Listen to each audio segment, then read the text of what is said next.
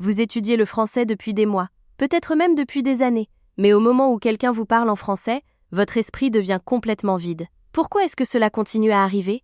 Aujourd'hui, au jour 17 de notre défi de 30 jours ici sur Talk Paris, nous allons régler ce problème pour de bon. Restez avec nous. Cet épisode pourrait vraiment changer beaucoup de choses pour vous. Très bien, très bien, très bien. Bon retour à tous. Je suis très heureuse que vous soyez ici avec nous aujourd'hui. Vous regardez Talk Paris et je suis votre animatrice, Coralie. Maintenant, avant de commencer, je veux vous poser une question et je veux que vous soyez vraiment honnête avec vous-même. Est-ce que vous êtes déjà entré dans une situation, peut-être dans un magasin, peut-être dans un bureau, peut-être simplement dans une conversation avec une personne inconnue, et vous saviez exactement ce que vous vouliez dire dans votre langue, mais quand vous avez ouvert la bouche en français, absolument rien n'est sorti? Comme si votre cerveau avait soudainement disparu. Ne vous inquiétez pas, vous n'êtes pas seul. Cela arrive à presque toutes les personnes qui apprennent le français dans le monde. Et aujourd'hui, nous allons parler exactement de cela, ces moments simples de la vie quotidienne où vous avez le plus besoin du français. Nous sommes au jour 17 de notre incroyable parcours de 30 jours. Et à la fin de l'épisode d'aujourd'hui, je vous le promets, vous aurez de vraies phrases, plus de confiance et des outils très pratiques pour parler dans ces situations. Maintenant, je vais faire venir mon partenaire d'apprentissage aujourd'hui, Guillaume. Guillaume, comment vas-tu aujourd'hui? Bonjour, Coralie. Je vais bien, je pense. En fait, je suis un peu nerveux aujourd'hui, parce que je sais que nous allons pratiquer beaucoup de phrases, et j'oublie souvent les mots quand j'essaye de parler vite. J'aime beaucoup ton honnêteté, Guillaume. Et tu sais quoi? Cette nervosité que tu ressens, c'est en fait un signe que l'apprentissage est important pour toi. Alors aujourd'hui, nous allons utiliser cette énergie et la transformer en confiance. Tu es prêt? Oui, je suis prêt. Allons-y. Parfait, on y va. D'accord, Guillaume. Commençons simplement. Avant d'entrer dans notre grande pratique d'aujourd'hui, je veux vérifier une chose: comment te sens-tu en général quand tu dois parler français? Par exemple, quand quelqu'un te parle en français de façon inattendue, qu'est-ce qui se passe? Pour être honnête, Coralie, je me sens... Comment dire? J'ai l'impression que mon cerveau court, mais que ma bouche ne court pas. Est-ce que c'est correct de dire ça? Oh, j'adore cette image. Mon cerveau court, mais ma bouche ne court pas. C'est une façon très créative de décrire la situation. En français, on dit souvent j'ai un trou de mémoire, ou bien mon esprit devient vide. Cela veut dire que ton cerveau se bloque soudainement, comme s'il n'y avait plus rien dedans. Ah, j'ai un trou de mémoire. Oui. Oui, c'est exactement ce qui m'arrive. J'ai un trou de mémoire. Très bien, tu l'as dit parfaitement. Maintenant, Guillaume, est-ce que je peux te demander dans quelle situation tu as le plus souvent un trou de mémoire? À quel moment cela arrive le plus? Je pense que cela arrive quand quelqu'un me parle très vite, ou quand je ne connais pas le vocabulaire. Et aussi, parfois, je traduis dans ma tête de ma langue vers le français, et cela prend trop de temps. Oui, c'est l'un des plus grands problèmes pour les personnes qui apprennent le français. Vous traduisez d'abord depuis votre langue maternelle, puis vous cherchez les mots français, et le temps de les trouver, la conversation a déjà continué. C'est très courant, Guillaume. Presque tous les débutants font cela. Maintenant, la bonne nouvelle, c'est que la pratique de shadowing d'aujourd'hui va aider ton cerveau à penser plus directement en français. Au lieu de traduire chaque mot, tu vas commencer à reconnaître des expressions complètes et à les utiliser automatiquement. Est-ce que c'est clair? Je pense que oui. Mais Coralie, qu'est-ce que le shadowing exactement? J'entends ce mot souvent, mais je ne comprends pas complètement. Très bonne question.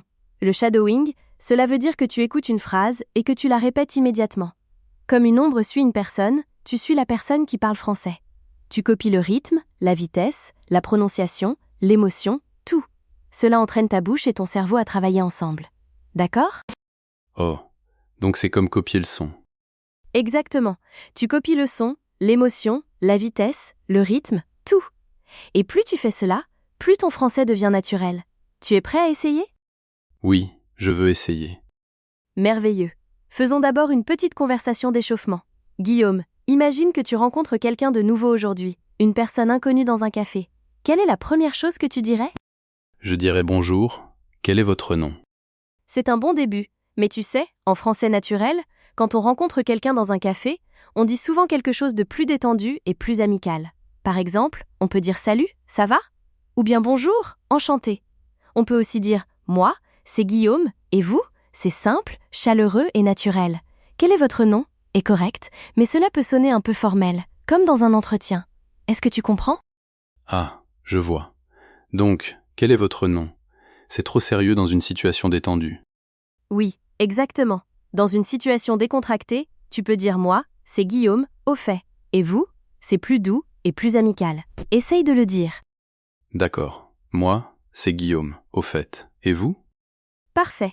Juste une petite chose. En français parlé, on utilise souvent des phrases simples et naturelles. Moi, c'est Guillaume sonne très naturel dans une conversation. C'est moins formel que je m'appelle Guillaume. Les deux sont corrects, mais le choix dépend de la situation. Essaye encore une fois, avec un ton naturel. Moi, c'est Guillaume, au fait. Et vous? Oui, c'est ça. Ça sonne vraiment naturel, Guillaume. Très bien. Tu vois, de petits changements peuvent faire une grande différence. Maintenant, allons un peu plus loin. Guillaume, je veux pratiquer avec toi quelques expressions du quotidien. Ce sont des expressions que tu peux utiliser dans beaucoup de situations. Et je veux rappeler à nos spectateurs à la maison. Répétez ces phrases avec Guillaume, d'accord? C'est aussi votre pratique. Alors, Guillaume, parlons de la façon de parler de soi. Si quelqu'un te demande « Parlez-moi de vous », qu'est-ce que tu réponds? Je dis « Je suis étudiant. Je viens de mon pays. J'aime le français. » C'est un bon début. C'est simple et clair. Mais rendons la phrase un peu plus riche, tout en gardant un français facile. Essaye ceci, je suis étudiant et je suis vraiment passionné par l'apprentissage du français. J'aimerais le parler couramment un jour? Tu peux essayer? Je suis étudiant et je suis vraiment passionné par l'apprentissage du français. J'aimerais le parler couramment un jour. Excellent. Tu as très bien dit passionné. Maintenant, Guillaume, est-ce que tu sais ce que veut dire passionné? Passionné veut dire très heureux? Pas exactement.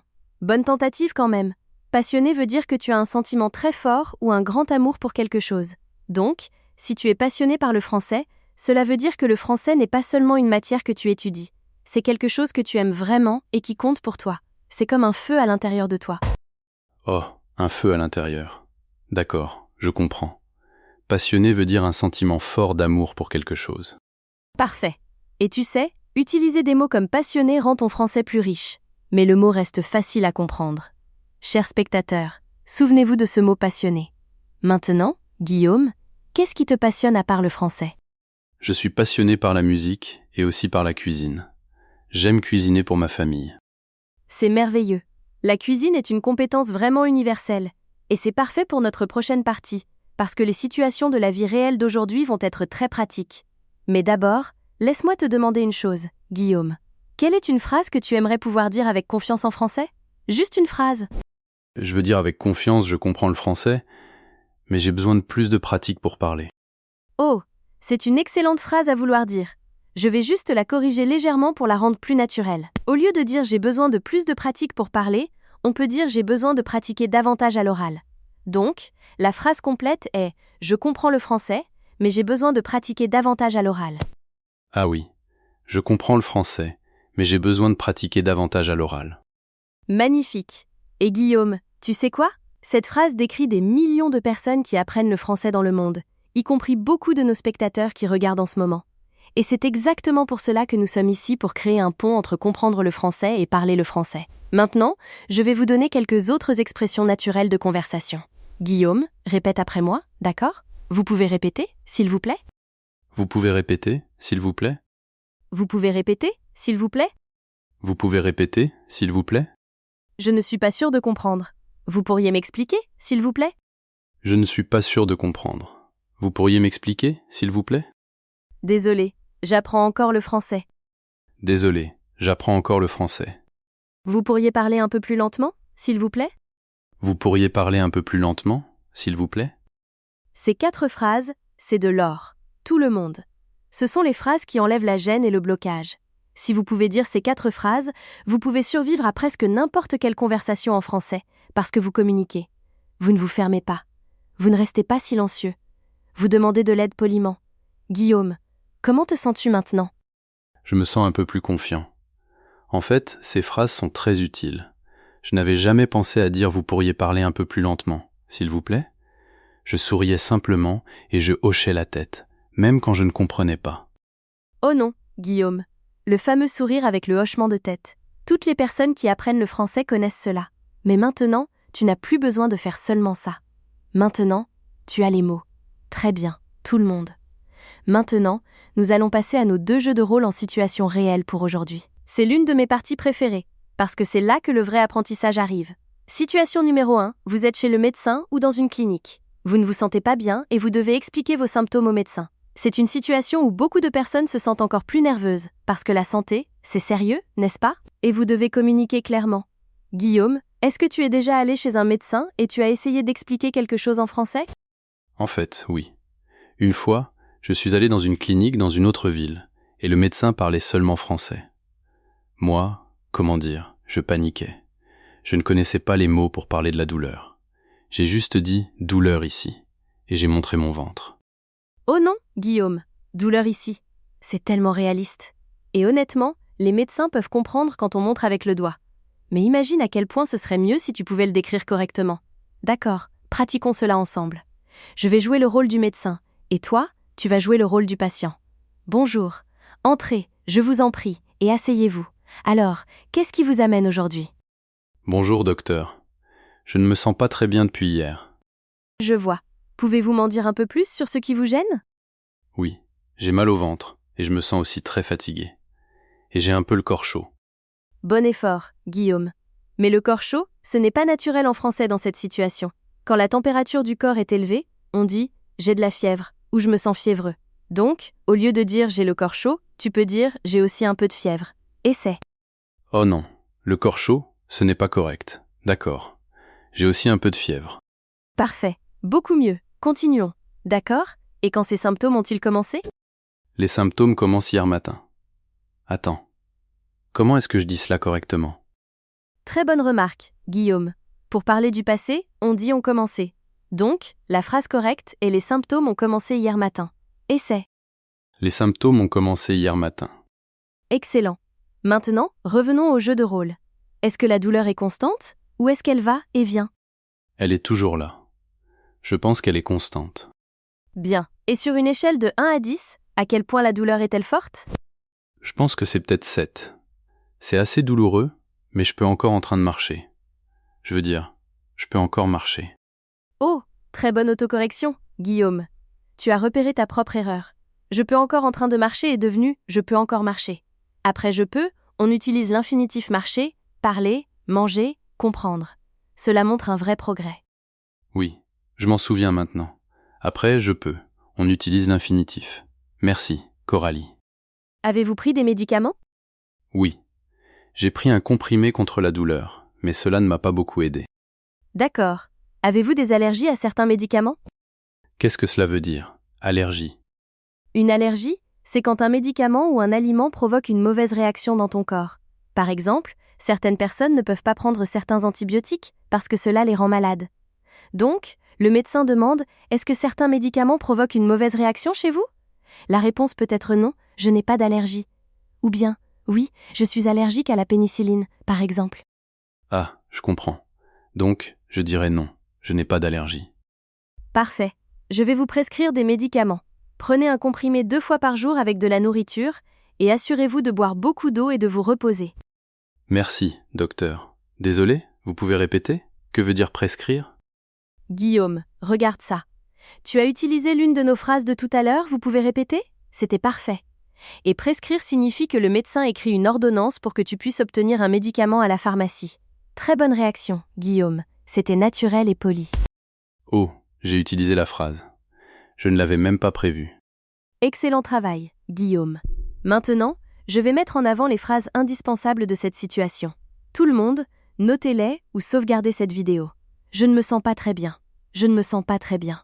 J'ai mal à la poitrine, au ventre, à la tête ou au dos. J'ai mal à la poitrine, au ventre, à la tête ou au dos. Les symptômes ont commencé hier, il y a 2 jours, ou ce matin. Les symptômes ont commencé hier, il y a 2 jours, ou ce matin. La douleur est constante, ou elle va et vient. La douleur est constante, ou elle va et vient. Je n'ai pas d'allergie. Je n'ai pas d'allergie. Désolé, vous pourriez m'expliquer encore une fois? Désolé, vous pourriez m'expliquer encore une fois? Ces 6 phrases peuvent vous aider dans presque n'importe quelle visite chez le médecin en français. Pratiquez-les chaque jour. Merveilleux. Maintenant, passons à la situation 2. Celle-ci est très pratique et honnêtement, beaucoup de personnes évitent cette situation parce qu'elles ne savent pas quoi dire. Vous avez acheté quelque chose dans un magasin. Peut-être une chemise, peut-être une coque de téléphone, peut-être une paire de chaussures. Et cela ne vous va pas, ou c'est cassé, ou ce n'est pas la bonne couleur. Vous voulez le retourner ou l'échanger? Qu'est-ce que vous dites, Guillaume? Est-ce que tu as déjà retourné quelque chose dans un magasin? Oui. Une fois, J'ai acheté une veste et elle était trop grande, mais je ne savais pas comment la retourner en français. Alors, j'ai simplement gardé la grande veste. Guillaume, non. Tu n'avais pas besoin de souffrir dans une veste trop grande. Aujourd'hui, ce problème est réglé pour toujours. Je vais jouer le rôle de l'employé du magasin. Et toi, tu vas être le client qui essaye de retourner une veste. Bonjour, bon retour parmi nous. Comment puis-je vous aider aujourd'hui? Bonjour. Je veux redonner cette veste. Je l'ai achetée il y a 3 jours. Bien, tu as communiqué l'idée principale, et c'est déjà important. Mais en français, la phrase naturelle dans un magasin est « je voudrais retourner cette veste » ou bien « je voudrais échanger cette veste ». Redonner peut être compris, mais retourner est le mot utilisé pour les achats. Essaie « je voudrais retourner cette veste ». Je voudrais retourner cette veste. Bien sûr. Puis-je vous demander pourquoi vous souhaitez la retourner? Oui. Elle est trop grande pour moi. Je pense que j'ai besoin d'un plus petit numéro. Presque. Mais en français, pour les vêtements, on dit taille, pas numéro. Donc, la phrase naturelle est « je pense que j'ai besoin d'une taille plus petite ». Essaie. Je pense que j'ai besoin d'une taille plus petite. Très bien. Aucun problème. Avez-vous votre reçu? Reçu? Qu'est-ce que c'est, un reçu? Bonne question. Un reçu, c'est la preuve papier ou numérique que tu as acheté l'article. Il montre le prix, la date et le nom du magasin. Il est important de garder le reçu. Dans le jeu de rôle, disons que tu l'as. Donc, tu peux dire oui, j'ai le reçu juste ici. Oui, j'ai le reçu juste ici. Parfait. Voulez-vous l'échanger contre une autre taille ou préférez-vous un remboursement? Quelle est la différence? Excellente question. Échanger signifie que tu remplaces le produit par un autre, peut-être une autre taille ou une autre couleur. Remboursement signifie que tu rends le produit et que tu récupères ton argent. Donc, si tu veux simplement une veste plus petite, tu peux dire « Je voudrais l'échanger contre une taille plus petite, s'il vous plaît ». Essaie. Je voudrais l'échanger contre une taille plus petite, s'il vous plaît. Bien sûr. Laissez-moi vérifier si nous l'avons en stock. Quelle taille cherchez-vous?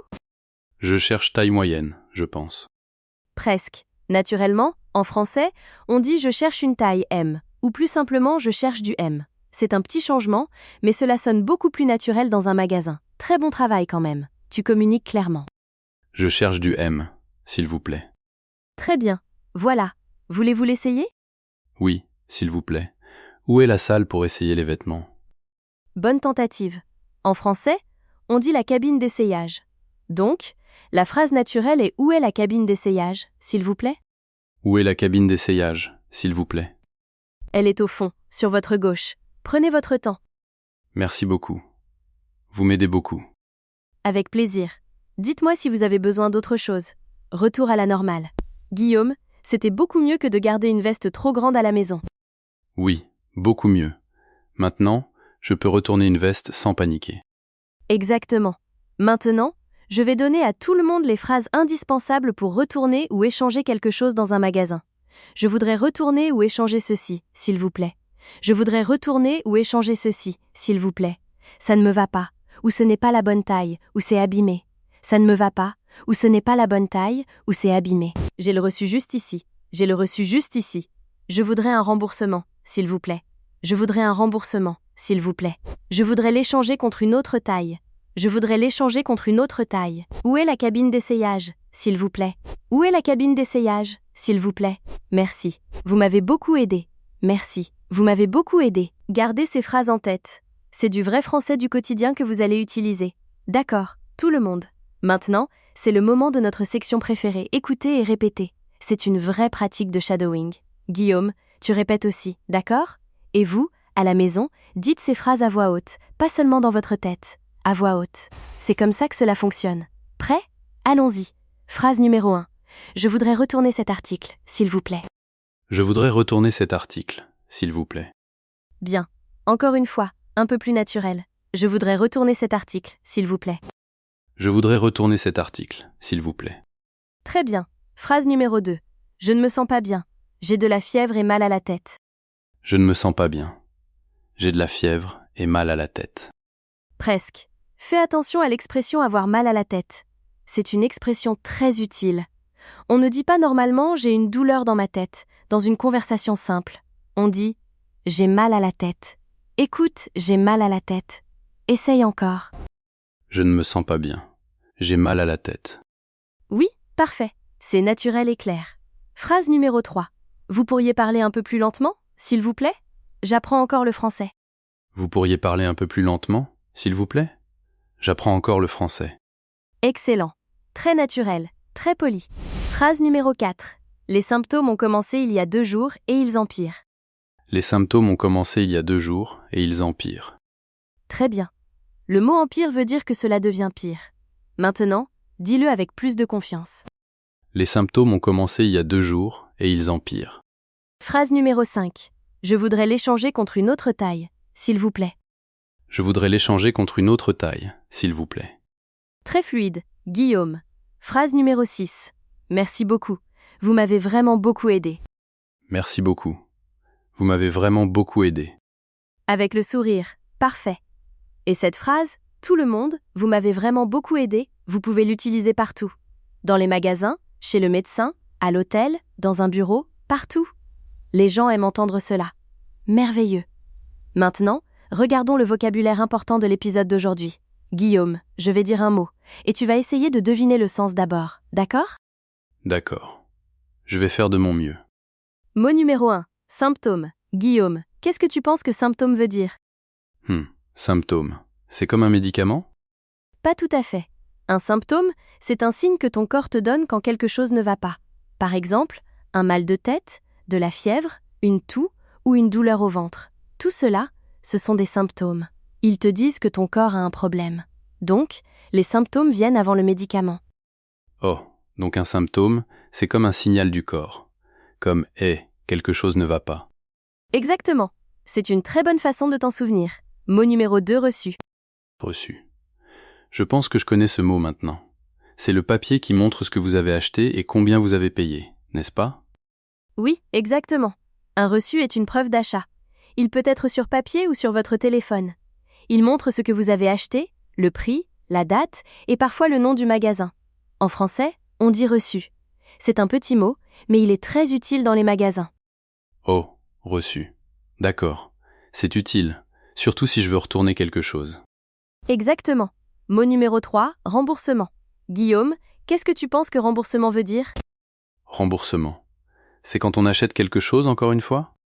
Bonne supposition, mais pas tout à fait. Un remboursement, c'est quand tu récupères ton argent. Tu retournes un produit et le magasin te rend l'argent que tu as payé. Donc, remboursement égale argent qui revient. Oh, argent qui revient. D'accord, je vais m'en souvenir. Remboursement égale argent qui revient. Mot numéro 4, fiévreux. Fiévreux. C'est comme avoir de la fièvre? Oui, très proche. Fiévreux est un adjectif. Cela veut dire que tu as l'impression d'avoir de la fièvre. Ton corps est chaud, tu te sens faible et tu ne vas pas bien. Tu peux dire « je me sens un peu fiévreux aujourd'hui ». C'est beaucoup plus naturel que j'ai le corps chaud. Oui, plus de corps chaud.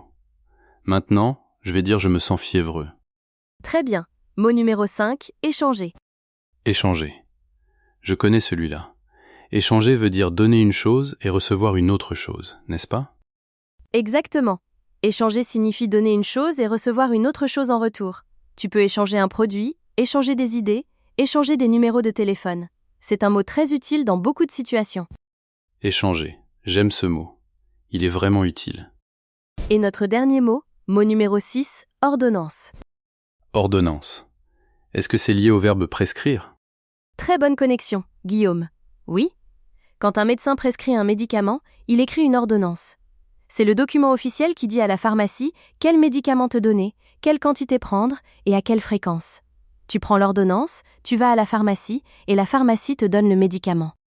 Oh, donc le médecin me donne l'ordonnance, et moi, je la donne à la pharmacie. J'ai compris. Exactement. Compréhension parfaite. D'accord, tout le monde, c'est l'heure du quiz. C'est amusant, je vous le promets. Guillaume, tu es prêt?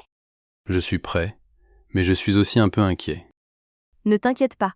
Essaye simplement de faire de ton mieux. Question numéro 1. Tu vas dans un magasin pour retourner une chemise. Qu'est-ce que tu dis d'abord à l'employé du magasin? Je dis je veux redonner cette chemise. Pas tout à fait. Souviens-toi de ce que nous avons pratiqué. Redonner n'est pas l'expression naturelle dans un magasin. La phrase correcte est « je voudrais retourner cette chemise, s'il vous plaît ». C'est la façon naturelle, polie et professionnelle de le dire. Tu peux répéter?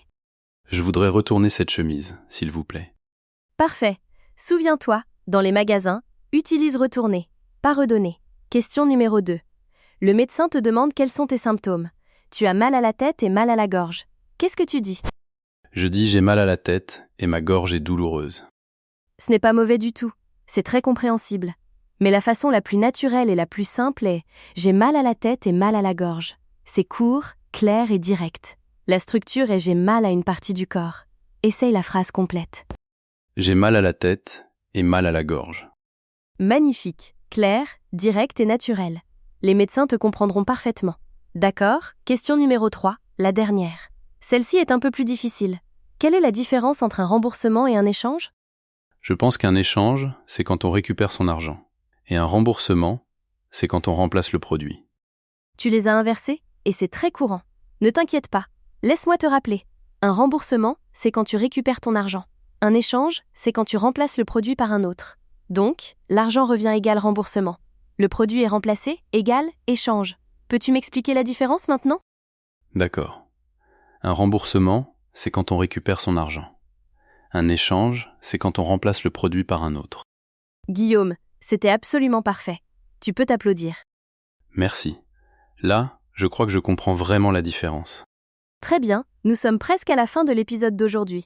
Mais avant de partir, je veux partager 3 conseils très importants pour parler. Ce sont des conseils qui ont aidé beaucoup de personnes qui apprennent le français, et je veux vraiment que vous vous en souveniez. Conseil numéro 1, parlez en bloc, pas mot par mot. Beaucoup d'apprenants essayent de penser à chaque mot séparément. À la place, apprenez les expressions courantes comme une seule unité. Par exemple, ne pensez pas seulement « je veux retourner ». Pensez « je voudrais retourner », comme un bloc complet. Votre cerveau le traite plus vite, et vous parlez plus naturellement. Oh, c'est vraiment utile. Je pense toujours mot par mot, et cela me ralentit beaucoup. Exactement. Les expressions sont vos meilleurs amis. Apprenez-les ensemble, utilisez-les ensemble. Conseil numéro 2, parlez-vous en français. Cela peut sembler étrange, mais cela fonctionne. Chaque jour, quand vous êtes seul, dans la salle de bain, dans la cuisine, ou quand vous marchez dehors, décrivez ce que vous faites en français. Je prépare le petit déjeuner. Je fais du café. J'ouvre la fenêtre. Cela entraîne votre cerveau à penser en français sans traducteur. Oh, je peux pratiquer même quand il n'y a personne autour de moi. J'aime ça. Je vais commencer à me parler en français dès ce soir. Oui, et ne t'inquiète pas, cela ne te rend pas bizarre.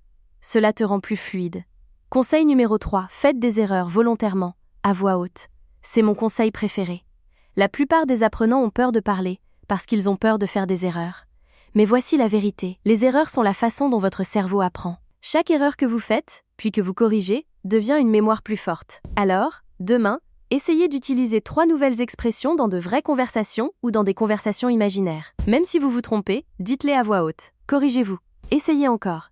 C'est comme ça que Guillaume s'est amélioré aujourd'hui. Oui, j'ai fait beaucoup d'erreurs aujourd'hui. Mais j'ai appris grâce à toutes ces erreurs. Et maintenant, je me sens plus confiant avec des choses qui me faisaient peur avant. Et c'est exactement le but, Guillaume. C'est exactement le but. Très bien, chers apprenants. Faisons un résumé rapide de tout ce que nous avons couvert aujourd'hui au jour 17 de notre défi « Parler français en 30 jours ». Aujourd'hui, nous avons pratiqué un style de shadowing avec des phrases utiles à travers de vraies conversations. Nous avons vu des expressions naturelles du quotidien comme « je voudrais retourner »,« vous pourriez parler plus lentement » et « j'ai un trou de mémoire ». Situation numéro 1 chez le médecin. Nous avons appris comment décrire des symptômes, répondre aux questions et communiquer clairement avec le personnel médical. Situation numéro 2, retourner ou échanger un produit. Nous avons appris comment expliquer le problème, demander les options et utiliser le bon vocabulaire. Vocabulaire clé, symptômes, reçu, remboursement, fiévreux, échanger, ordonnance. 3 conseils pour parler en bloc, se parler en français chaque jour et faire des erreurs volontairement. Guillaume, dis-nous, comment te sens-tu par rapport au début de l'épisode d'aujourd'hui? Honnêtement, Coralie, au début, j'étais nerveux et je ne savais pas comment décrire la fièvre ou retourner un produit. Aujourd'hui, j'ai dit le corps chaud. Et maintenant, je sais dire j'ai de la fièvre. C'est un vrai progrès. Oui, c'est un vrai progrès. Et vous aussi, vous pouvez le faire. Je crois en vous. Chaque petite phrase que vous pratiquez vous rapproche d'un français plus naturel et plus confiant. On se retrouve demain pour le jour 18. À demain, tout le monde. Continuez à parler. Continuez à pratiquer. Et souvenez-vous chaque jour où vous pratiquez. Vous devenez une meilleure version de vous-même. C'était Talk Paris. Prenez soin de vous, tout le monde. À très bientôt. Pratiquez aujourd'hui. Au revoir.